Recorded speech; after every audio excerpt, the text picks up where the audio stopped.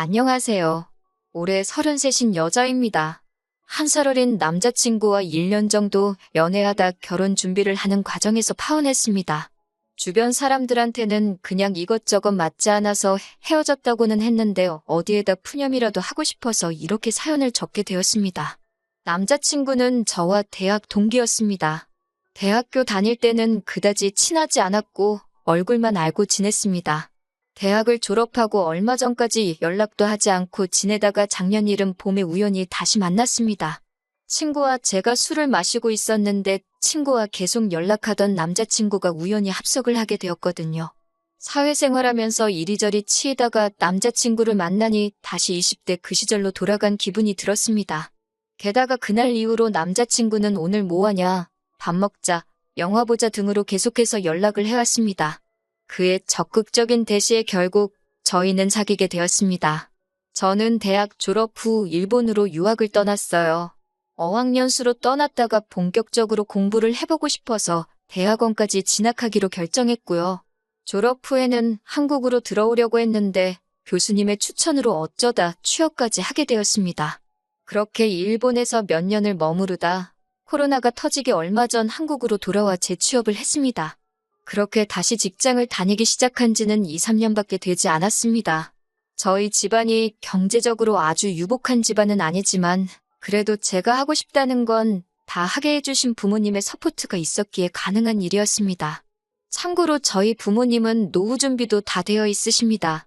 그렇다고 하더라도 저는 더 이상 부모님께 경제적으로 기대고 싶지 않았습니다.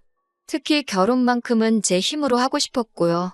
그렇기에 남자친구와 연애를 시작하면서 저는 분명히 당장 결혼할 마음이 없다고 말했습니다. 남자친구는 이해한다면서 자기도 당장 결혼할 생각은 없으니 서로 그런 건 신경 쓰지 말고 연애하자고 하더라고요. 하지만 사귄 지 6개월 정도 지난 후부터 이따금씩 대화 도중에 만약에 우리가 같이 살면 어떨까, 아이를 가지면 어떨까 이런 말을 종종 꺼내왔습니다. 그럴 때마다 제 마음은 너무 불편하고 부담스러워서 지금은 먼 미래의 이야기보단 지금의 우리한테 집중을 하자고 대화의 주제를 다른 쪽으로 돌리곤 그랬습니다. 그러다 저희가 사귄 지 1주년이 되었을 무렵 남자친구가 기어이 저에게 프로포즈를 해왔습니다.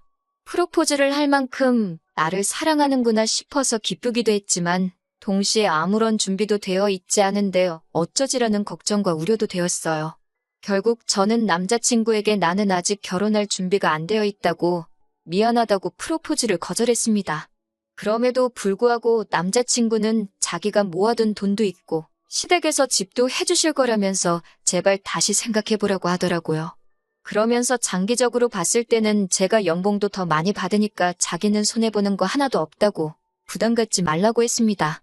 그런 말을 들으면서도 저는 미안하고 부담스러워서 다시 한번 거절을 했어요. 하지만 동시에 저도 남자친구를 사랑하는 마음은 진심이었기에 친정에 이러한 일이 있었다고 말씀은 드렸습니다. 그리고 감사하게도 친정 부모님이 현금 5천만 원을 지원해 주신다며 결혼을 하라고 하셨습니다. 일본에서 직장 생활을 하는 동안에는 직접 벌어서 생활비로 충당했고 국내로 들어와서는 직장 생활을 한 지 얼마 되지 않아서 많이 모으지 못한 상황이었습니다. 그래서 제가 모아둔 돈 2천에 부모님이 주신 5천, 그리고 남자친구가 모아둔 돈 8천을 가지고 결혼 준비를 시작했습니다. 저는 서울에서 태어나 초중고대학을 전부 서울에서 나왔습니다. 그러다 일본으로 유학을 떠났고 계속해서 일본에 있었어요. 약 6년간의 일본 생활을 접고 다시 본가가 있는 서울로 들어왔어요. 딱히 서울을 고집한 건 아닌데 어쩌다 보니 직장도 본가에서 멀지 않은 곳에 위치한 외국계 금융회사의 일자리를 구하게 되었습니다. 하지만 재취업을 하고 얼마 지나지 않아 코로나가 시작되었고 그 이후로 지금까지 계속 재택근무를 하고 있어요. 연봉은 6천 정도로 또래에 비해서 적은 편은 아니라고 생각합니다. 남자친구의 경우 서울에서 멀지 않은 곳에 위치한 지방의 토박이로 대학을 제외하고는 전부 그 지역에서 나왔습니다. 남자친구를 제외한 온 가족이 다 그쪽에 거주하고 있었고 남자친구도 저랑 결혼하면 다시 고향으로 내려가서 살고 싶다고 했습니다. 남자친구의 부모님은 그 지역에서 유명한 빵집을 운영하고 계셨는데 자기가 그 일을 배워서 물려받을 거라고 하더군요. 참고로 남자친구의 부모님이 준비해 주신다 하신 집도 그 지역이었습니다. 제 입장에서는 부모님과도 거리가 생기고 친구들도 자주 만나지 못하게 되니 아쉬움이 남았지만 그래도 집을 가지고 결혼 생활을 시작할 수 있으니 다행이다 싶었습니다. 그렇게 양가 상견례도 마치고 결혼식장도 정해지고 모든 것이 원만하고 순조롭게 흘러가고 있었습니다. 그러다 몇 주 전 남자친구와 함께 카페에서 데이트를 하던 때였습니다. 갑자기 남자친구가 저에게 자기는 좋겠다는 식으로 이야기를 꺼냈습니다. 저는 무슨 소린가 싶어서 남자친구에게 무슨 말이냐고 물었어요. 그러더니 남자친구가 절 보면서 실실 웃더니 본인이 얼마 전에 퐁퐁남이라는 걸 인터넷에서 봤다면서 그게 마치 자기 이야기 같다고 하더라고요. 그래서 제가 퐁퐁남? 그게 뭔데? 라고 물어봤더니 킥킥 웃으면서 궁금하면 저더러 직접 인터넷에서 찾아보라고 하더라고요. 제가 좋은 거야? 라고 물어보니까 글쎄? 잘 모르겠네 라며 애매한 대답을 하더라고요.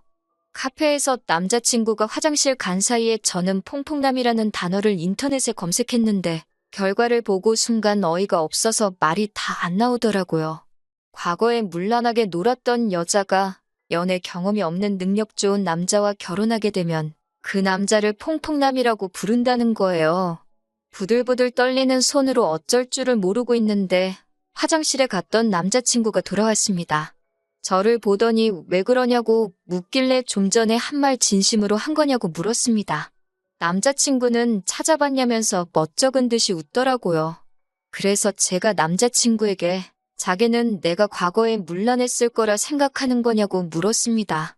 그러자 남자친구가 하는 말이 20대 여자가 일본에서 오래 생활을 할 때는 다들 그런 걸 생각한다면서 자기가 솔직히 어떻게 알겠냐고 그러더라고요. 일본 물가도 비싼데 여자 혼자서 직장 생활만으로 생활을 꾸려냈다는 게 자기는 이해가 안 된다고 하면서 과거는 과거니까 자기는 괜찮다고 하더라고요. 그러면서 덧붙이는 말이 솔직히 그리고 자기는 현금 8천에 집까지 가지고 결혼하는 거지만 저는 달랑 7천만 원에 몸만 노는 거 아니냐면서 자기가 아무리 생각해도 퐁퐁남이 맞는 것 같다고 하더라고요. 그 말을 듣는데 순간 온몸에 피가 거꾸로 솟고 여기 목구멍 끝까지 올라찼습니다. 제가 자리를 박차고 일어나 카페를 나가려 하자 남자친구가 저를 붙잡더라고요. 그래서 이거 놓으라고 했더니 남자친구가 아니 대화를 해서 풀고 가라고 하는 거예요. 그래서 제가 애초에 결혼할 생각이 없는 나에게 결혼하자고 한 건 당신이라며 내가 결혼할 결심을 하게 된 건 당신이 내 모든 상황을 이해해주고 품어줄 수 있는 사람이라 믿었기 때문이라고 했습니다. 그런데 지금 당신은 본인이 나조차 모르는 내 과거를 지레짐작으로 만들어내고 그걸 이해한다니 신경 하나도 안 쓴다니 헛소리를 해대니 더 이상 당신과 결혼할 수 없을 것 같다고 했습니다. 택시를 타고 집으로 가는 동안 분노로 온몸이 부들부들 떨렸습니다. 제가 일본에 있는 동안 연애는 했지만 다른 젊은 사람들이 하는 그런 평범한 연애였지. 절대로 양심에 거리낄 만한 그런 짓은 하늘과 부모님께 맹세코하지 않았습니다.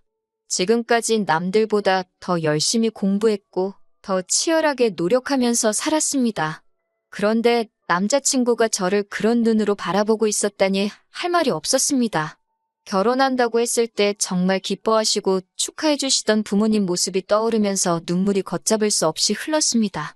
주변 사람들 생각도 나고 그냥 여러 가지로 머릿속이 복잡해졌습니다. 집에 도착했는데 찰나였지만 눈물 콧물로 범벅된 제 얼굴을 보신 친정부모님은 무슨 일이냐고 물어보셨어요. 그런 부모님을 보자 또 눈물이 흐르더라고요. 저는 대충 둘러댈까도 생각했다가 솔직히 말씀드렸습니다. 남자친구가 저에 대해서 이런 오해를 하고 있어서 파혼하고 싶다고요. 그러자 친정아버지는 남자친구를 가만두지 않겠다며 당장이라도 쫓아가실 분위기였어요. 저는 그럴 필요도 없는 사람이라고 그냥 죄송하다고 했습니다.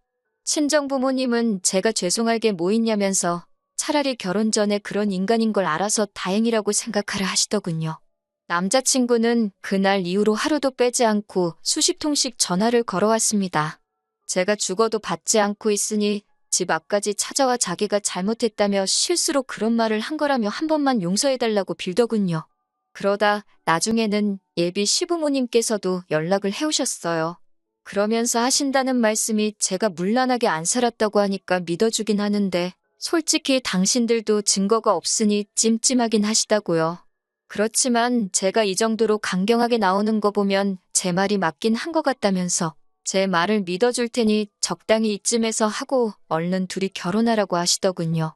솔직히 결혼을 하기로 한 사이지 진짜로 뭐 동거를 했다거나 한사실혼 관계도 아니고 어떻게 할 수만 있다면 법적인 제재를 가하고 싶었는데 제가 할 수 있는 건 파혼 말고는 아무것도 없었습니다. 그나마 제가 얼마나 열심히 살았는지 아는 몇몇 대학 동기들이 이 사건을 주변에 알려준 덕분에 남자친구는 얼굴도 들고 다닐 수 없는 상황이 된 모양이에요. 지금 생각하면 뺨이라도 한 대 올리고 헤어질 걸 싶기도 하지만 그래도 결혼 전에 이런 썩어빠진 사고방식을 가진 사람들의 민낯을 알게 돼서 다행이다 싶어요. 푸념처럼 늘어놓은 긴 이야기였지만 제 대나무 숲이 되어주셔서 감사합니다. 지인들에겐 이야기하기도 민망하고 창피해서 말도 꺼내지 못했지만 그래도 이렇게라도 전부 털어놓으니 조금은 후련하네요. 다시 정신 차리고 열심히 제 인생 살아봐야겠습니다.